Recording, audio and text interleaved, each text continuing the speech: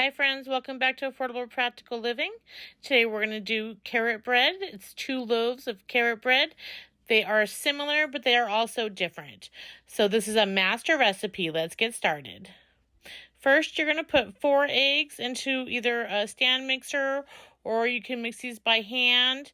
They just need to be at least medium to large. And you're going to start that on a low setting. You're going to then add 2 cups of sugar to this. Keep it going if you can. It just makes it cream a little bit better. And then you're going to go ahead and add oil. It's 1.5 cups of oil. I'm using canola oil, but you can also use vegetable oil in this as well, or any type of oil for that matter. And then you're just going to give that a really good mix, and then we're going to pause that for a second, and we're going to put 3 cups of flour into it. And don't have the mixer going at this stage because we want to mix the dry ingredients somewhat together. So we're going to sprinkle it all the way around. 1.5 teaspoons of baking soda. And just sprinkle that around on top of the actual flour. And all the dry ingredients do that. That way it combines it. We're going to do 2 teaspoons of cinnamon. And you can see how I'm sprinkling that over. And then we're going to go ahead and do the same amount for the nutmeg. We're going to do 2 teaspoons of nutmeg in there as well. I don't know if you guys can see my fingers and hands, but they're a little bit orange. We're going to use 1 teaspoon of salt. And again, we're spreading that all over. I'm just pointing to what we're doing here. I'm saying do not stir until it's time. Now, at this point, we're going to go ahead and stir it, and we're going to combine that up pretty well. And then the last of the main recipe ingredients is for 2 loaves, 3 cups of shredded carrots. Now, you can buy your own carrots shredded, but I shredded mine by hand. We need 1 cup of raisins. You can use any type of raisins you want. And we're going to go ahead and stir it from there. Now, if you're going to add walnuts, you can add it immediately after the raisins. But we have somebody in our house that doesn't like walnuts. So I have to add the walnuts later. I will show you later when I do say to do it and I add them. That's when you can go ahead and add them. Sticking oil.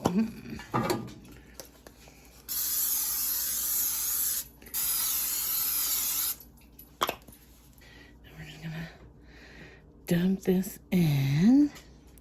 Just try to pour them in as evenly as you can on both of them. These do rise up beautifully, so I just use a spatula and pour them in. So somebody in my house doesn't like walnuts, so I omitted it before. But if everybody in your house likes walnuts, you're going to put the walnuts in after the raisins. But because I have somebody in my house that doesn't like walnuts, we're going to go ahead and just put them in now. I'm just going to crumble those up.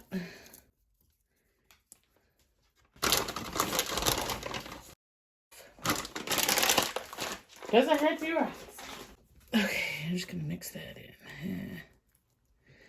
This is going to be yummy. I promise you, friends, you will love this recipe.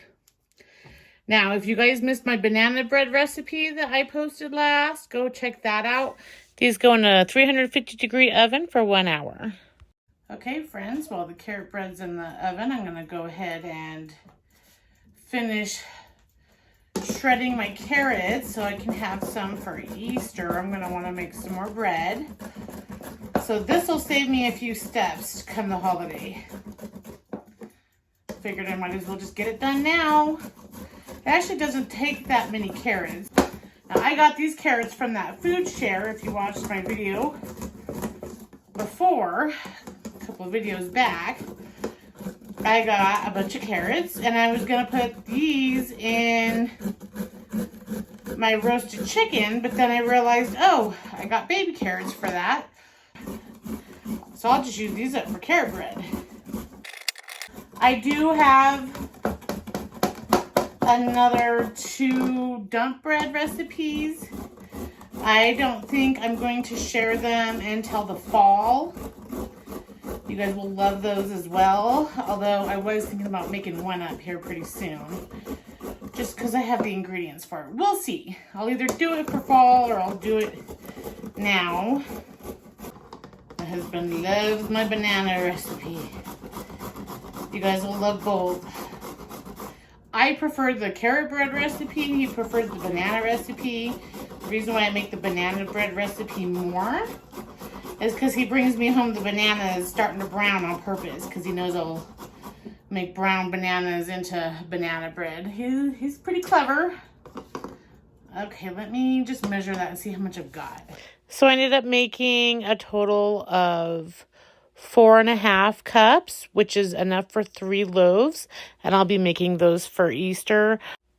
Because I am at high altitude, I need to put aluminum foil on my loaves halfway through the baking time just to prevent them from burning.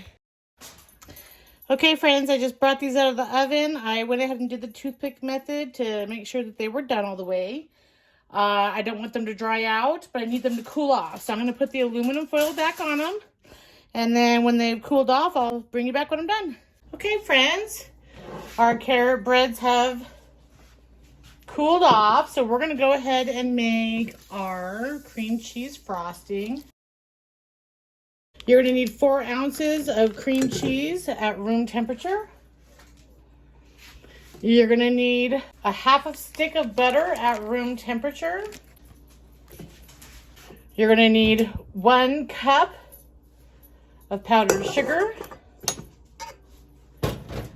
And then you're going to need just a dash of vanilla. Go ahead and mix that up. You can do this by hand as well.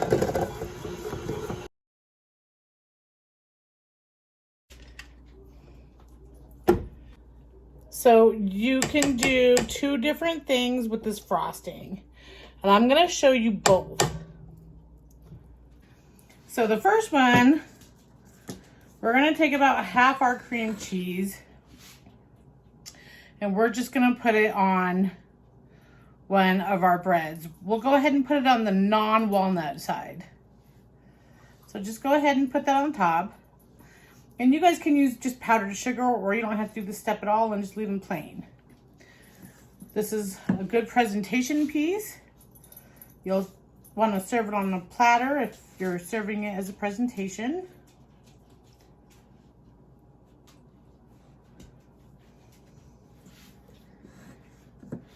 Get it on there nice and thick, or at least I'm trying to.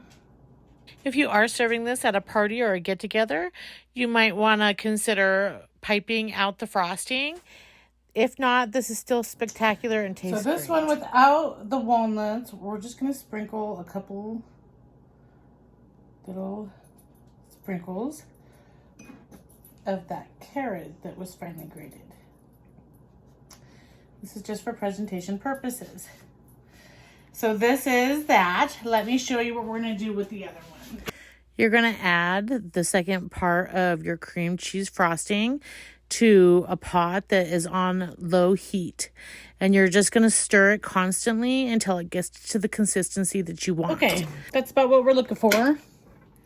Bring it back over here. Use a spatula and just take it out.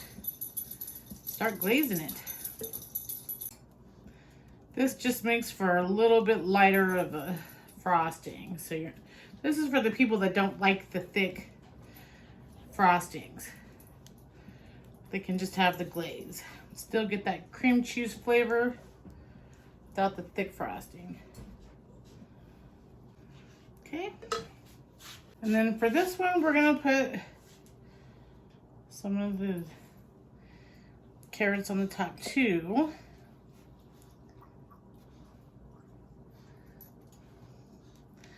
And then we're just going to put a little bit of walnuts on this one.